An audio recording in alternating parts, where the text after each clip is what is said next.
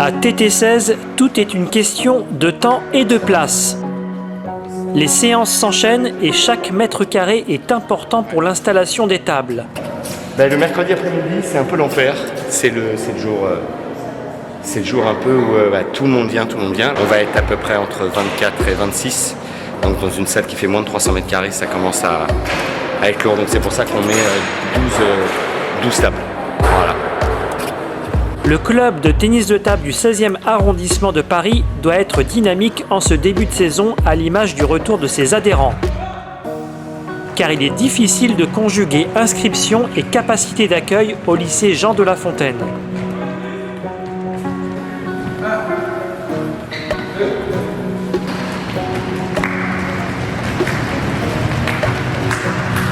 Depuis maintenant, ça va faire 10 jours. Je suis obligé de refuser du monde. C'est surprenant parce que l'année dernière, c'était pas forcément le cas. J'avais du monde que je refusais à partir de fin octobre, début novembre. Mais là, j'ai été pris d'assaut à partir du 8 septembre. J'ai dû faire des listes d'attente, ce qui est quand même assez rare, mais ce qui prouve quand même un petit problème au niveau parisien, au niveau des infrastructures. C'est un vrai paradoxe. C'est-à-dire qu'on est très heureux parce que beaucoup d'anciens reviennent, ceux de l'année dernière reviennent, beaucoup de nouveaux par le bouche à oreille, mais on est extrêmement frustrés parce que le but de notre métier, c'est d'accueillir toutes les catégories, loisirs, compétiteurs, hommes, femmes, retraités, entreprises. On est obligé de refuser du monde dans une capitale qui va accueillir les Jeux Olympiques. Voilà, cherchez l'erreur. C'est du rythme. C'est du rythme. Ping, pong, donc métronome. Donc je sais si le rythme est bon.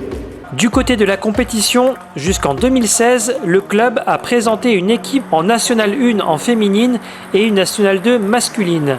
Mais faute d'ouverture de salle le week-end, le club ne fait plus honneur au championnat de France par équipe. Pourtant, en 2015, dans le cadre d'un budget participatif et parmi 5300 dossiers présentés à la mairie de Paris, celui du club de TT16 est le plus plébiscité.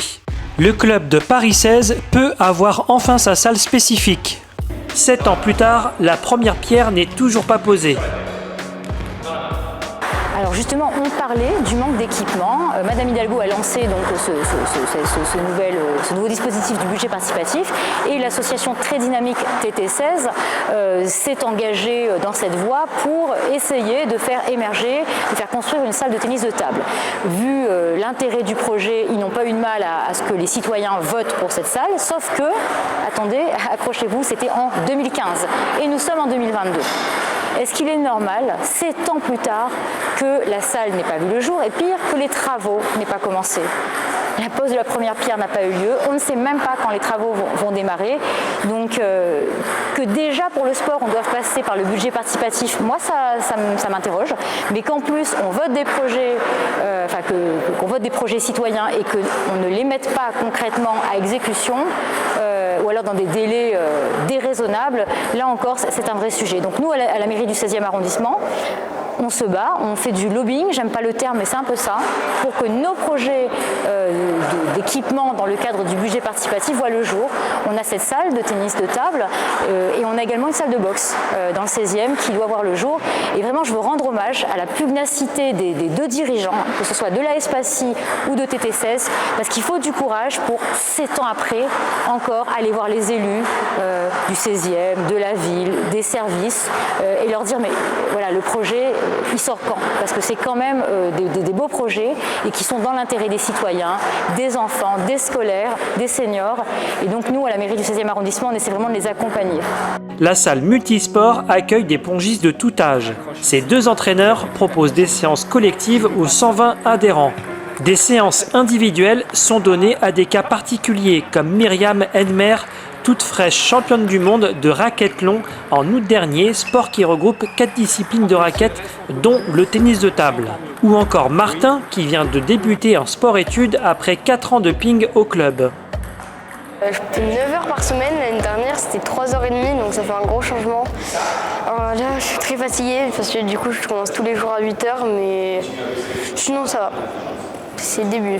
Et là, depuis que tu as augmenté ton nombre d'heures d'entraînement, est-ce que tu sens une amélioration dans ton jeu, des progrès? Ah oui, je sens que c'est beaucoup plus enfin, je m'entraîne mieux. Ton objectif, c'est quoi? Mon objectif, c'est progresser jusqu'à où? Ça, pour l'instant, je sais pas.